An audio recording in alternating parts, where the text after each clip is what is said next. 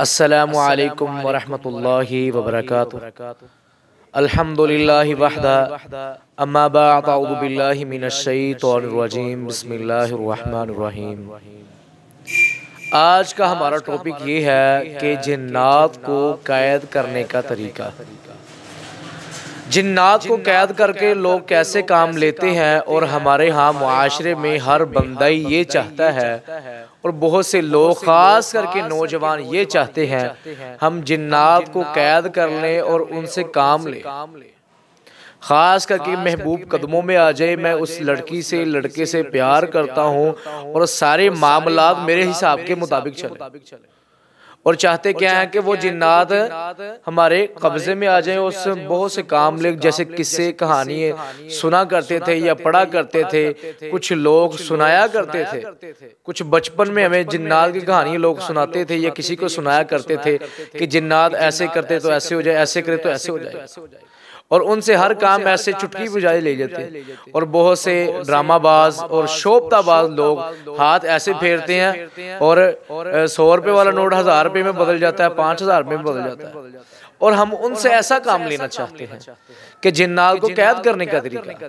असल में हमारे यहाँ मुआशरे में ये बात गलत फैलाई जाती है और ये सर ही शैतानी प्रोपेगेंडा है और लोगों को शैतान के जाल में फंसाया जाता है कि जिन्नात को अपने कब्जे में लेके उससे काम लिया जाए, जैसे कि इस्तिखारा किया जाए, जिन्नात को कब्जे में लेकर कोई गैब की बातें पूछी जाएं और कुछ ऐसे हमारे यहाँ मुआशरे के अंदर लालच की बुनियाद पर कि कुरानदाजी में पता चल सके, ये पर्ची पे नाम देख सके, कुछ नंबर लोग लगवाते हैं, वो देखा जा सके जिन्नात के जरिए कैसे काम होते हैं।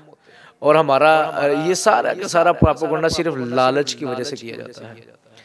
असल में आज आपको ये चीज़ बताने का मकसद ये है, जिन्नात कभी किसकी कैद में नहीं होते।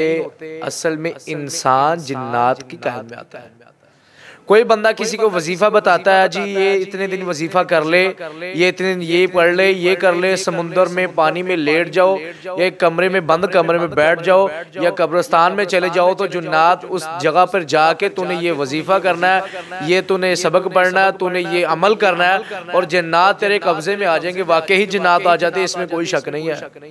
लेकिन जिन्नात अपनी बातें मनवाते इंसान से, इंसान की बात कोई नहीं मानने से मुराद ये है कि जब भी जिन्नात ने शैतान ने ये कहना कि हाँ मैं आपके ताबे होने लगा हूँ और आपने कौन सा काम करवाना मैं करवाएं, उसके पीछे कुछ शर्तें रख देते हैं। जो ज्यादातर शर्तें मैंने देखने में आई है, बहुत से ऐसे मरीज मैंने देखे हैं जो इस लालच की बुनियाद पर किताबें पढ़ते हैं, किस्से कहानियां सुनते हैं, फिर कुछ ऐसा अमल करते हैं जिसकी वजह से उनकी सारी जिंदगी तबाह बर्बादी की तरफ चली जाती है। फिर होता क्या, दर दर की ठोकरें खाते परेशान होते हैं। असल में जब भी शैतान किसी की कैद में आता है या किसी को कैद करता है, उससे सबसे पहली बातों में से 4 से 5 बातें मनवाई जाती हैं।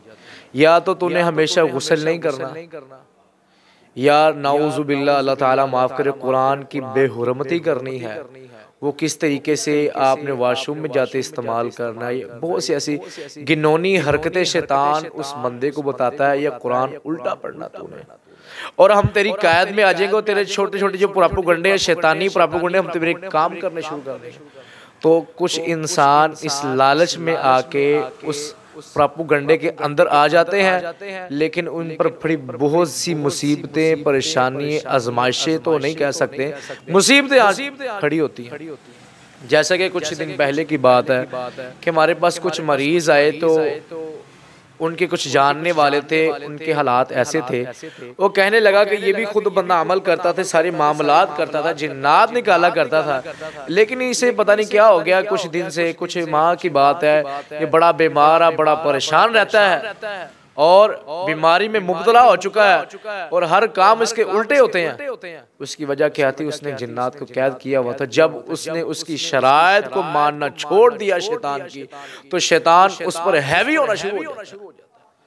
तो ऐसे जाल से हमें प्रोपेगेंडे से हमेशा बचना चाहिए। शैतान आपका कोई काम नहीं कर सकता सिवाय फितने फसाद के अलावा। कोई छोटी मोटी बातें यहाँ से वहाँ, वहाँ से यहाँ बता देगा और आपको ऐसे लगेगा आप हमारे सारे काम हो रहे हैं। जब भी कोई मुश्किल आए, परेशानी आए, कोई मामलात खराब हो तो अल्लाह को पुकारना। हस्बुनल्लाह निअमल वकील, निअमल मौला व निअमल नसीर। तो इंशाअल्लाह अल्लाह आपकी मदद करेगा।